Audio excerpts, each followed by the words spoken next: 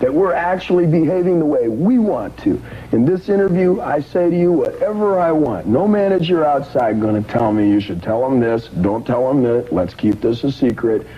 We do what we like, and that kind of freedom is awfully difficult to come by when you're working for minimum wage. I used to work for a living, and I'll never forget it. Dave, you know what time it is. Mailbag. I gotta find a better way to sing this. Bag. Oh, man. I just can't sing. We need a better jingle.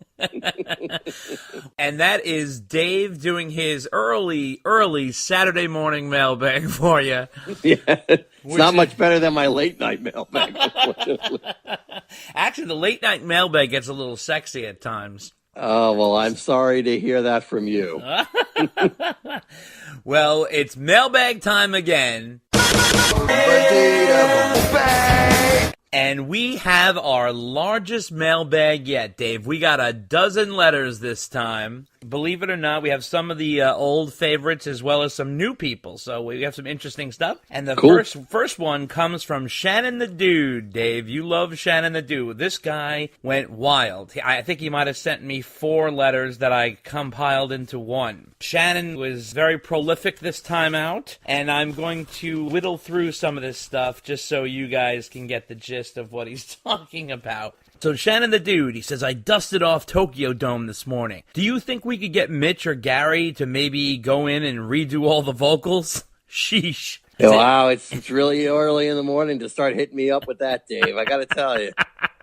I'm sorry. Dave's a little cranky. He hasn't had his coffee yet. So hey, he said, hey, thanks for the shout out on the last episode. And I stopped halfway through and listened to both live albums. He says the Roth one is a mess. The Sammy one, I was listening to whatever song he yells out, I want some pussy. Come on, man. What are you, 12 years old? Anyway, this morning I was on a PATH train listening to For Unlawful Carnal Knowledge.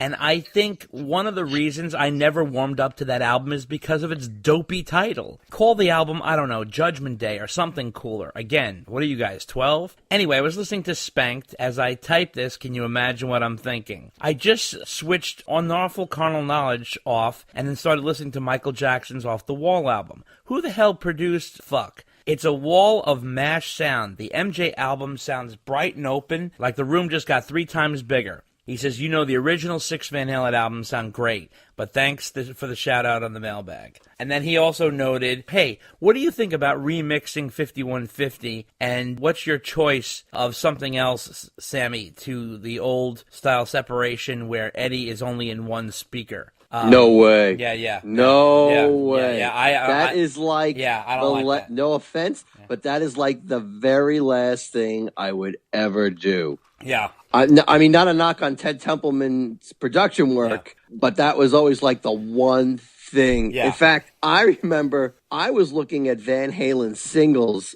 like I'm talking about like vinyl singles, because the B-sides would always have mono mixes. So Ed's guitar would be in both channels instead of just one. Yep. And I almost started buying a bunch of those. This was like way back in the day. Right. But before you could just change the mix on your iPhone to mono mix and be on your merry way or your iPod. No offense, Shannon the Dude, but no way, man.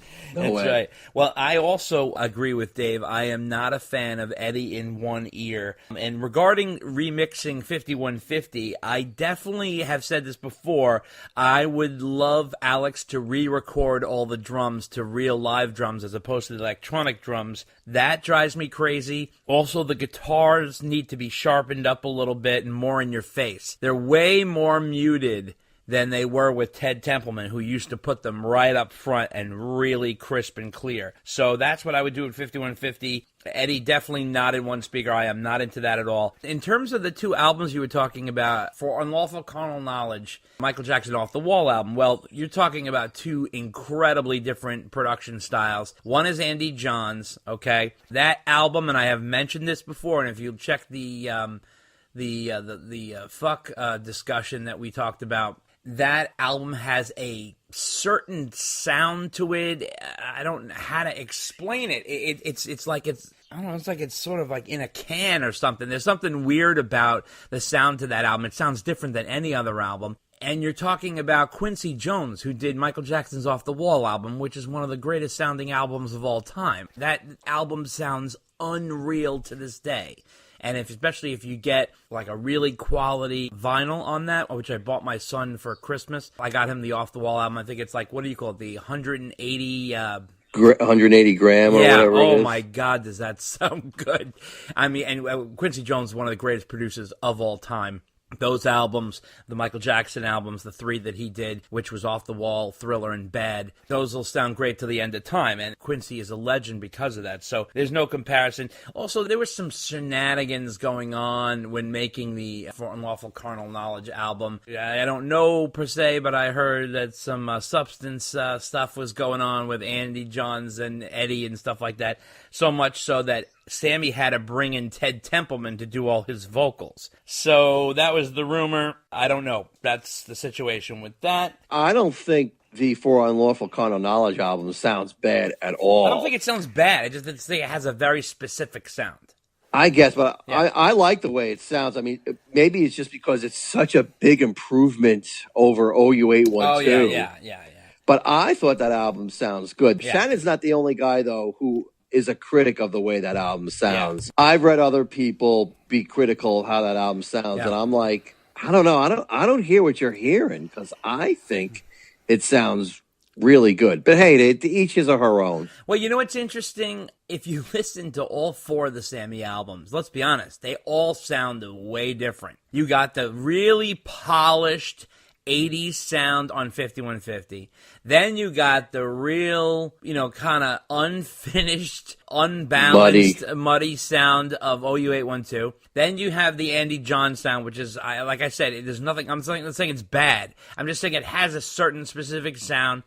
And then the Balance album sounds the best. I don't think there's a comparison. The Bruce Fairbairn production on that album, I think it actually makes the songs even better than they are. I mean, they sound really good. So, I mean, I love Pound Cake and all that stuff. So, I don't know, but there's maybe it's like some toning or something. I don't know. There's something about that album that, you know what, it really stands out, Dave, when I listen in a mix, and I have like a mix of Van Halen songs on my iPod, and one comes on from the Fuck album, the sound changes. It just sounds way different. I don't know. I can't even explain it, but I do notice it. I'm not saying it's bad.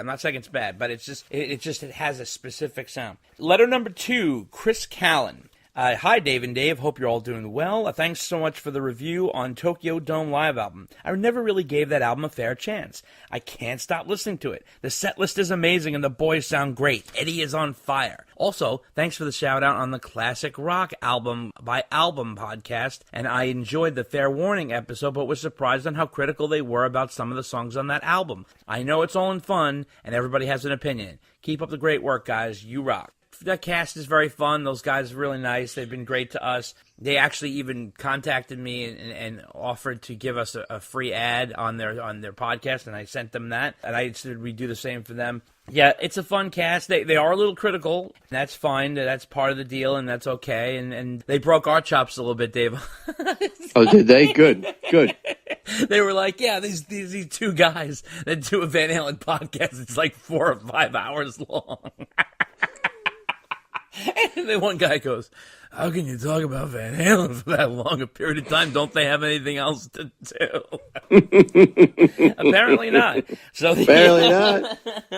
So that's fine. We're all cool with that. We're all joking around and supportive of all the other podcasts. Letter number 3 from Scott Sullivan. Greetings, Daves. I'm enjoying the podcast. Oh, Scott is from Oregon, by the way. He wants to know. I was going to ask you because I used to work with a Scott Sullivan. I was wondering if it was the same guy, but no way. Yeah. Let's see, move. Yeah. Greetings, Daves. I'm enjoying the podcast, and I love you guys keeping the VH flag waving, but I have one minor complaint. As much as I enjoy you guys ribbing each other, it's a little offensive to use homosexuality as the punchlines to the insults you hurl at each other sometimes. I think you both can do better than that. As a guy in my 40s, I'm sure me and my friends use gay insults all the time, so I'm not saying I'm any better. All I'm saying is, if you're a gay guy listening to your pod, and I'm sure there probably are, I don't think it would make them feel great when you guys talk like that. Now, he goes into another thing here, but we're going to stop here for a second and just address that. So I'm just going to say this straight out, and then, Dave, you could address this. I said, look, Dave and I are old friends, and we're former roommates. We are two married guys with 3 kids, a house, and a dog. We like to break each other's chops.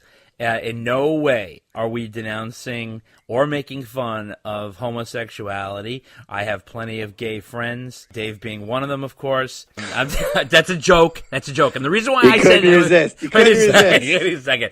The reason I say that is because we're not putting gay people down. We're not saying anything negative about being gay. I also want to reiterate that we don't use I call the 80s term of gay. Like, and anybody who grew up in the 80s be like, dude, what are you, fucking gay? Like, I've never used that term before. I don't use it in a slur like that. I'm merely pointing out Dave's questionable actions. That's all. I'm not judging them. I'm just saying that sometimes, I think he might be disguising certain things. So we're literally just joking around. There's nothing that we have against homosexuals whatsoever. I have no problem with that. And if any homosexual out there listening, we are happy to have you here.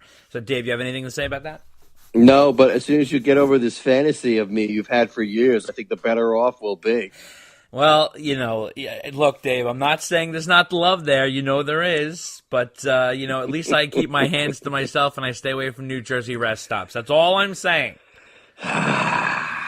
I don't know what this infatuation is with Jersey rest stops to you. But. Well, I'll tell you what. This is what happened. When we did Van Halen Bash 2, and I was like, where are you? You're like, I had to stop at my rest stop in New Jersey. And I was like, what is he doing? It was imperative. I was lost in Philly is where I was. Mm-hmm. It was horrible. I don't want to relive that again. All right. But anyway, let's get back to the No, letter. I got nothing else. All right. I have nothing else to add. You hit the nail right on the head. Okay. So we're going to get back to it. He says, stepping off my high horse.